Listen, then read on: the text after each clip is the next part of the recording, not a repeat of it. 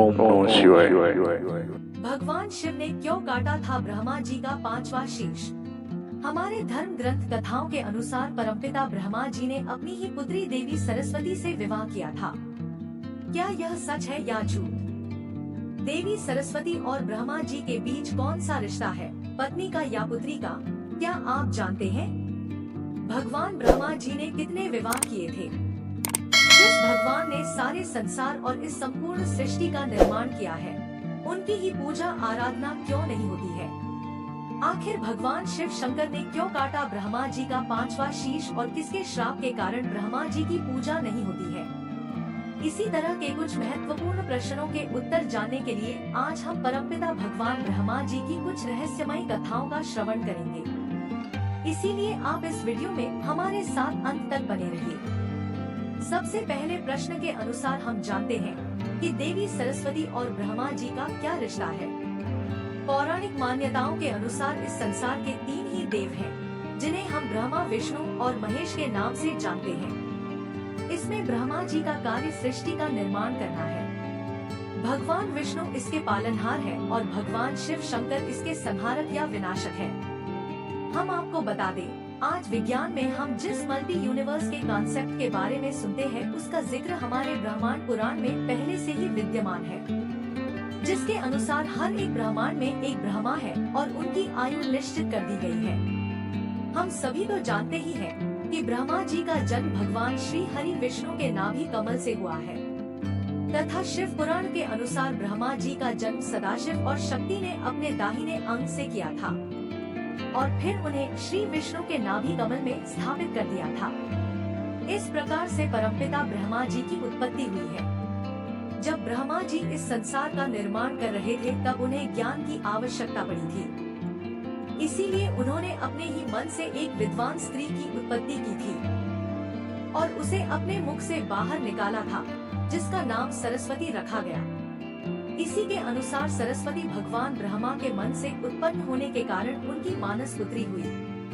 इनका निर्माण सबसे पहले हुआ था और इसके बाद इस संसार की निर्मिति करनी थी। इसीलिए पूरे ब्रह्मांड में जो भी उत्पन्न होगा वह केवल ब्रह्मा जी से, उनके तेज मन और बुद्धि से निर्माण हो सकता था। इसी कारण से यह देवी सरस्वती उनकी कृति है, जिन्हें पुत्री नहीं कहा जा सकता है। आपको बता दें कि जब ब्रह्मा जी का जन्म हुआ था, तब वे ना ही पुरुष थे और ना ही स्त्री। वे एक अविकसित जीव थे और उनका केवल एक ही सिर था। फिर भगवान श्री हरि ने उन्हें उनके जैसा ही यह स्वरूप प्रदान किया और उन्हें बुद्धि प्रदान करते हुए संसार निर्मित करने का कार्य सौंप दिया। अपितु ब्रह्मा जी जिस तरह से ब्रह्मांड की निर्मिति कर रहे थे, ठीक उसी प्रकार से उन्होंने खुद भी अपनी आवश्यकताओं के अनुसार अपने शरीर में तथा बुद्धि में बदलाव किए। हम जब भगवान ब्रह्मा को देखते हैं तो उनके 4 सिर हैं और वे एक पुरुष देवता है।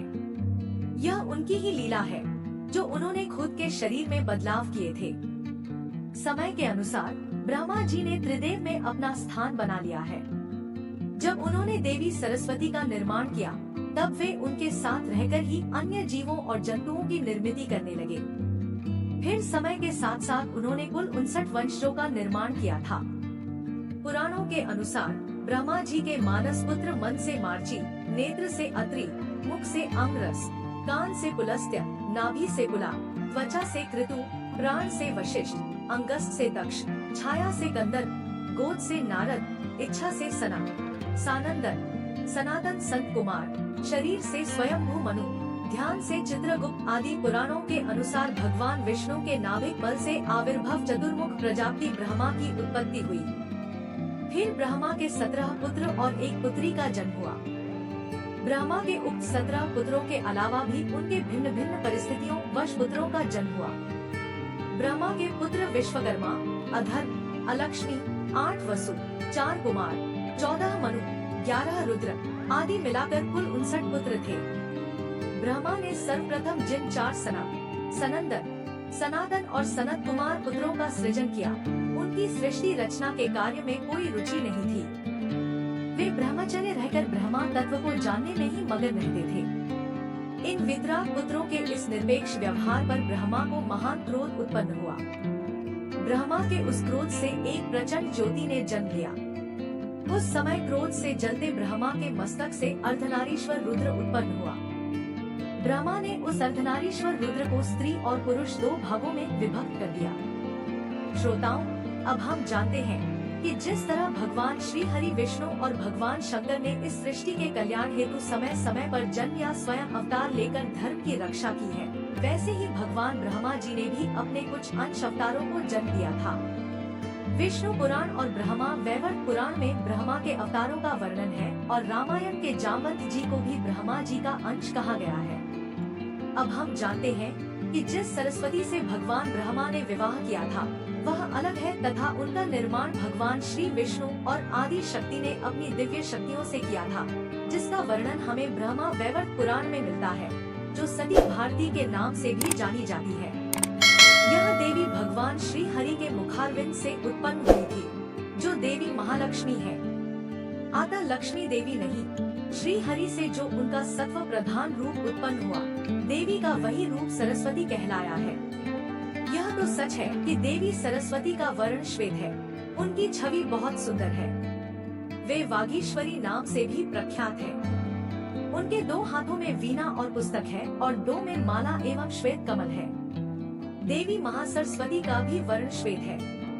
कुछ काल के पश्चात देवी महासरस्वती का भगवान श्री हरि विष्णु के साथ तथा सरस्वती का ब्रह्मा जी के साथ विवाह संपन्न हुआ था।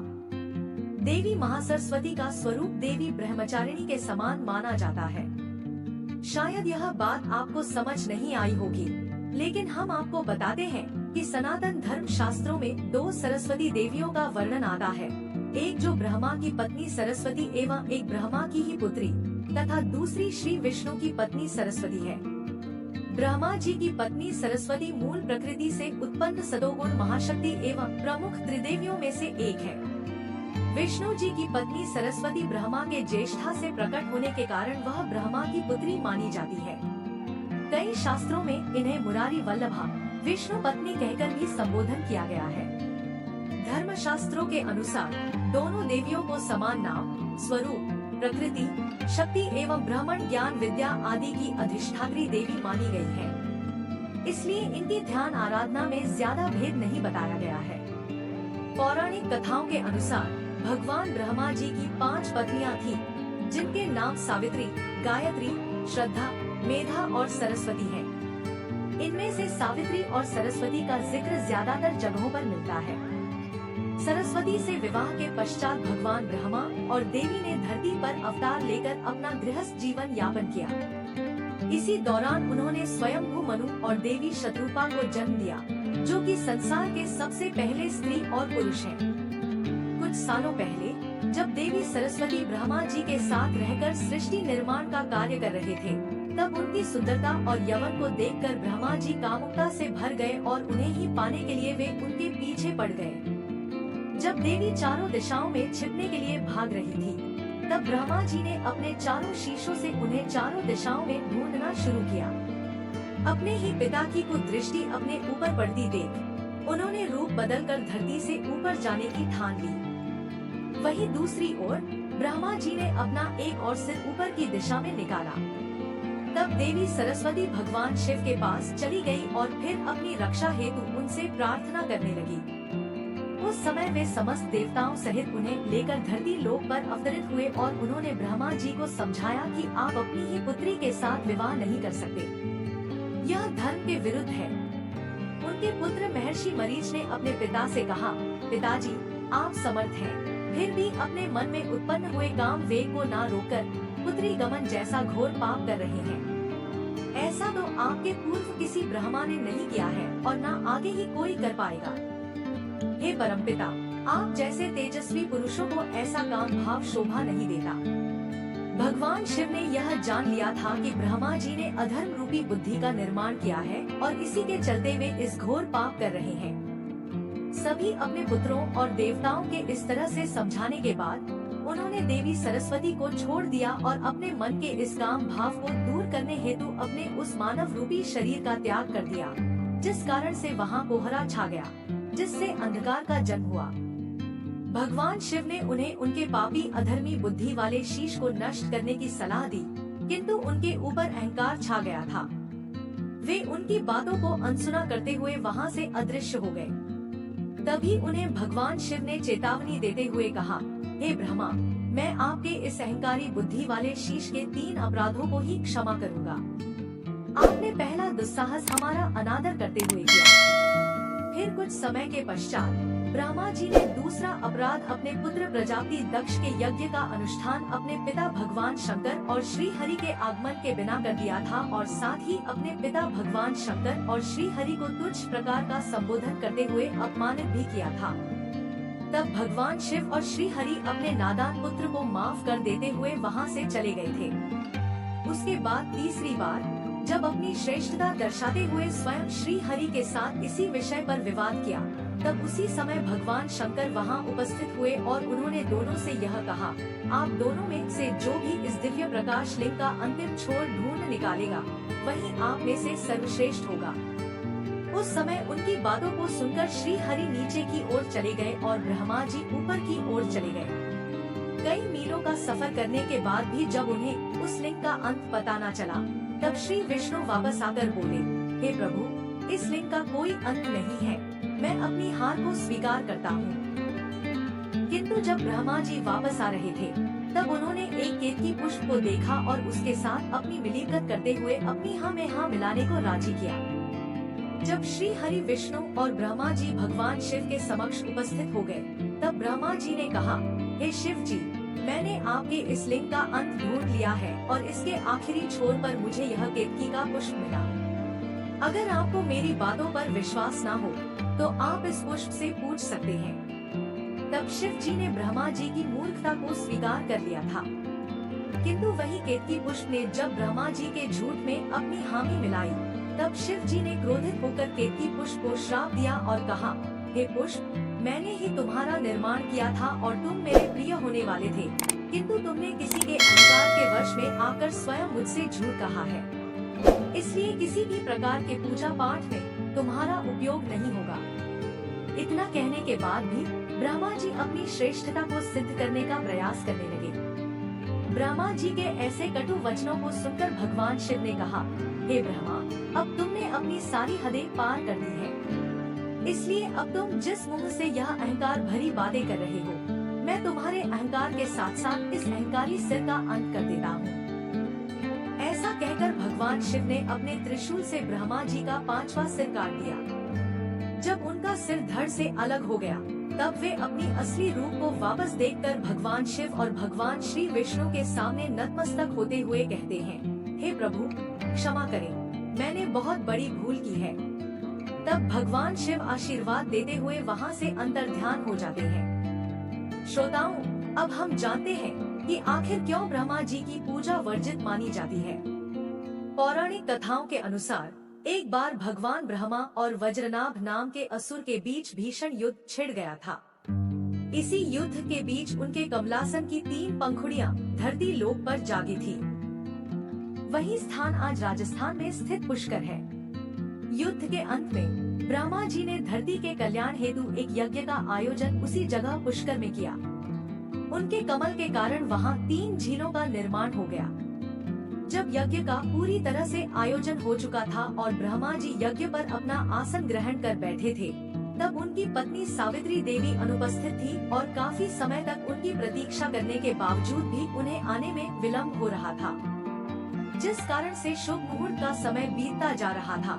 तभी वहाँ मौजूद सभी ऋषियों तथा श्री हरि के परामर्श से उन्हें अन्य किसी स्त्री के साथ बैठकर इस विधि को पूरा करना था। वहीं भगवान श्री हरि के आज्ञा अनुसार देवर्षि नारद उसी गांव की शास्त्रों में पारंगत देवी गायत्री को ढूंढ कर लाए। देवी गायत्री और ब्रह्मा जी ने विधि अनुसार विवाह करते हुए इस यज्ञ को संपन्न किया।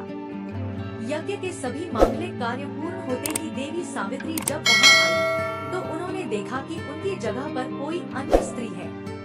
इस बात से उन्हें काफी आहत पहुंची और उन्होंने क्रोध में आकर ब्रह्मा जी सहित भगवान श्री हरि विष्णु और देवर्षि नारद को श्राप देते हुए कहा, हे नारद, तुमने बिना कुछ सोचे समझे अपने पिता के लिए एक स्त्री का चयन किया है। तुम्हारे अंदर किसी भी स्त्री के प्रति प्रेम की भावना नहीं है, अतः तुमने अपने ही माता के साथ धोखा किया है। इसलिए मैं तुम्हें श्राप देती हूँ कि तुम आजीवन कुंवारे ही रहोगे, तुम्हारा कभी भी विवाह नहीं होगा। क्रोध से आगे बढ़ते हुए सावित्री ने भगवान श्री हरि से कहा, हे श्री हरि नारायण, आप तो इस जगत के पालनहार हैं, फिर भी आपने यह कैसा दुष्कर्म किया है? एक पत्नी के जीवित होते हुए भी आपने दूसरे विवाह की अनुमति कैसे दी? आपने भी मेरे मन को ठेस पहुंचा दी है। आपको भी स्त्री वियोग सहना पड़ेगा, यह मेरा श्राप है। फिर सबसे अधिक क्रोधित होकर अपने पति ब्रह्मा जी से सावित्री कहती है, हे प्रजापति, आपने केवल एक पूजा को संपन्न कराने हेतु मेरा तिरस्कार करते हुए अन्य स्त्री से विवाह किया है। ऐसा करते हुए क्षण भर भी आपके मन में मेरे लिए स्नेह प्रेम का भाव नहीं आया है, और आपने जिस पूजा मात्र के हट को पूरा करने के लिए दूसरा विवाह किया है, आज मैं इस सारे संसार को साक्षी मानकर आपको यह श्राप देती हूँ कि आज के बाद इस संसार में आपकी कोई भी पूजा आराधना नहीं करेगा। आप तीनों लोगों में पूजा से बाध्य नहीं रहेंगे। फिर कुछ समय के पश्चात जब देवी सावित्री का क्रोध शांत हुआ, तब भगवान श्री हरि विष्णु और शिव जी ने उन्हें अपने श्राप को वापस लेने के लिए बहुत मिन्नतें की, पर एक स्त्री के कठोर आचरण ने उन्हें क्षमा न करने की ठान ली थी। तब वे ब्रह्मा जी सहित अन्य देवताओं से कहती हैं, यह तो निश्चित है कि श्री हरि को स्त्री वियोग सहना ही पड़ेगा और मेरे स्वामी ब्रह्मा जी की इस पूरे संसार में केवल पुष्कर में ही पूजा होगी और यही इनकी प्रतिमा स्थापित की जा सकती है। इतना कहकर वे सभी वहाँ से चले गए। हम सभी यह जानते हैं कि भगवान श्री हरि को राम अवतार में अपनी पत्नी का वियोग सहना पड़ा था और ब्रह्मा जी का पूजा करने योग्य मंदिर केवल राजस्थान के पुष्कर में ही स्थित है। तो श्रोताओं, आपको यह जानकारी कैसी लगी? कृपया कमेंट करके जरूर बताएं। हर हर महादेव। अगर वीडियो पसंद आई तो हमारे चैनल को सब्सक्राइब करें। धन्यवाद।